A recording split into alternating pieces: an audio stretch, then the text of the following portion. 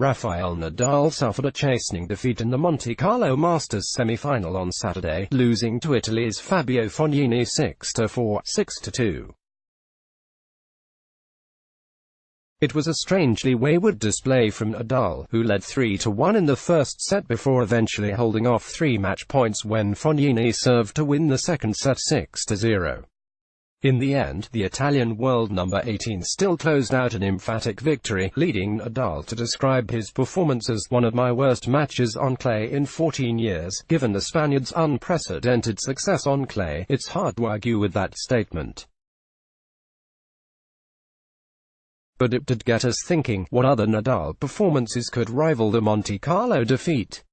Here are 5 more. Hamburg Masters 2007 v Roger Federer 6-2, 2-6, 0-6.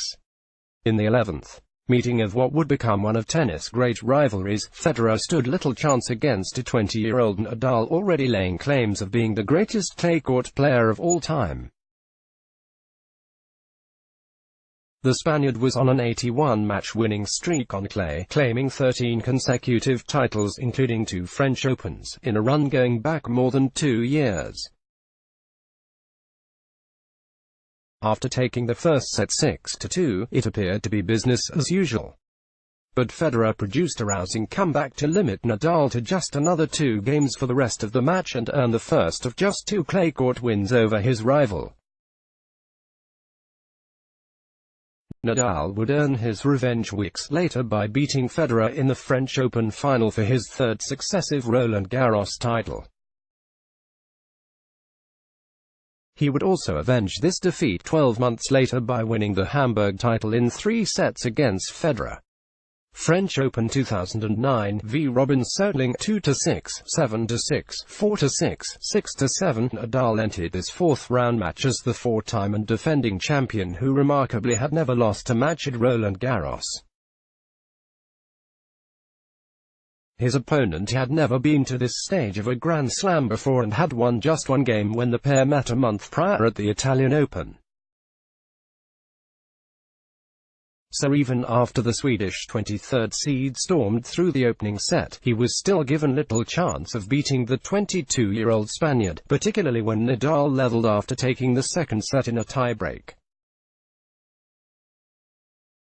However, Soetling reclaimed the advantage in the 3rd set before closing out the most unlikely of victories in a tiebreak. He would go on to reach the final, losing to Roger Federer. Soetling eventually retired at the age of 26 after contracting a career-ending bout of glandular fever. Nadal, meanwhile, bounced back to win another 7 French Open titles. Madrid Masters 2012 v Fernando Verdasco 3-6, 6-3, 5-7. The 2012 European clay court swing was going much the same we have come to expect from Nadal. He arrived in Madrid having won the Monte Carlo and Barcelona titles and was overwhelming favorite to claim his 3rd crown in the Spanish capital. He was an even bigger favorite against Verdasco, having beaten his fellow Spaniard in all of their previous 13 meetings. It looked set to be win number 14 when Nadal led 5-2 in the final set, only for big-hitting Verdasco to come roaring back and claim victory after 3 hours and 11 minutes. Nadal was critical of his performance, insisting he was never in control of the match. I didn't know how to win a point, but the Spaniard was equally scathing of Madrid's controversial blue clay courts. Madrid would revert back to red clay and Nadal would go on to win this tournament a further 3 times. Wimbledon 2013 v Steve Darcis 6-7, 6-7, 4-6. With shock results on clay scarce, it has been on the grass where Nadal has found the going a bit tougher, despite twice winning Wimbledon. Second-round defeats to unheralded Lucas Rosol and Dustin Brown, in 2012 and 2015 respectively, were disappointing results, but none were more surprising than this first-round defeat to Belgium's Darcis, a player ranked 130 places below him.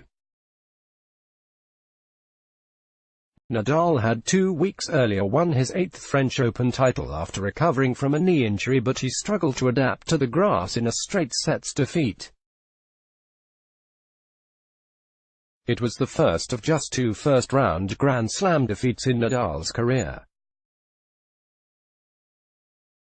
Australian Open 2019 v Novak Djokovic 3-6, 2-6, 3-6. Losing to top seed Djokovic wasn't necessarily a shock, but the manner of defeat certainly was. Nadal had been in ruthless form to reach the final in Melbourne, but was completely out of sorts against his great rival. A single break in the first set flattered Nadal, who was constantly under pressure on serve while failing to make any inroads on Djokovic's service games. The second and third sets were more emphatic, with Djokovic claiming 2 breaks in both sets to seal an easy win in just over 2 hours. What was expected to be a fierce contest between the 2 best players in the world turned out to be a walk in the park for the Serbian. Updated, April 21, 2019, 12:45 p.m. Let's block ads. Why?